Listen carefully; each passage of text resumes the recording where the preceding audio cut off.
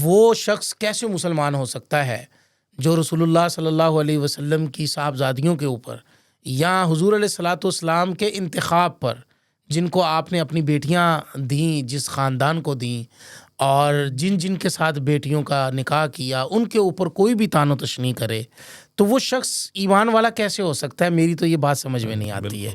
نہ تو حضرت علی کے اوپر ہمیں تنقید برداشت ہے، نہ حضرت عثمان پر، اور نہ ہی بنو امیہ کے ان افراد کے اوپر جن کو آپ صلی اللہ علیہ وسلم نے اپنے قریب کیا۔ اور اگر دیکھا جائے، جو میرا مطالعہ ہے، بنو امیہ بھی حضور علیہ الصلاۃ والسلام کے خاندان میں سے ہی تھے۔ حضور علیہ الصلاۃ والسلام کے آپ پیچھے چلے، تعلق تھا، قریبی تعلقات تھے حضور علیہ الصلوۃ والسلام سے پہلے جی جی جاہلیت کے دور میں بھی جی جی ان دونوں خاندانوں کا آپس میں قریبی تعلق رہا ہے۔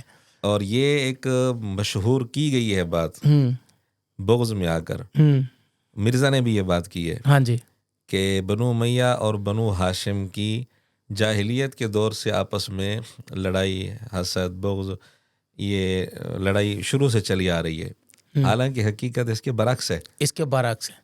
خاندانی جب لڑائی ہوتی ہے نا، دو خاندان ایک دوسرے کے دشمن ہوتے ہیں، وہاں معاملات کچھ اور ہوتے ہیں، جبکہ یہاں ہم تاریخ کی کتابیں دیکھیں، حقائق کچھ اور سامنے آتے ہیں۔ بالکل ایسے بنو امیہ اور بنو ہاشم جی، ان کا نسبی اعتبار سے بھی قریبی تعلق ہے، بالکل ایسے، کیونکہ ایک ہی باپ کے اولاد میں سے ہیں یہ۔ جی بالکل ایسے، محمد بن عبداللہ بن عبد المطلب بن ہاشم بن عبد مناف، بالکل ایسے، عبد مناف کی اولاد میں سے بنو امیہ بھی اور بنو ہاشم بھی۔ بنو ہاشم بھی اب قریبی اس حوالے سے تعلق ہے، اور یہ دونوں خاندان نمایاں رہے باقی قبیلوں کی بنسبت۔ قریش کے بہت سارے قبیلے اور بھی تھے، جی جی جی، یہ دونوں نمایاں تھے، اور ان کا آپس میں قریبی تعلق تھا، نسبی اعتبار سے بھی قریبی تعلق ہے، ویسے بھی آپس میں تعلق قریبی تھا۔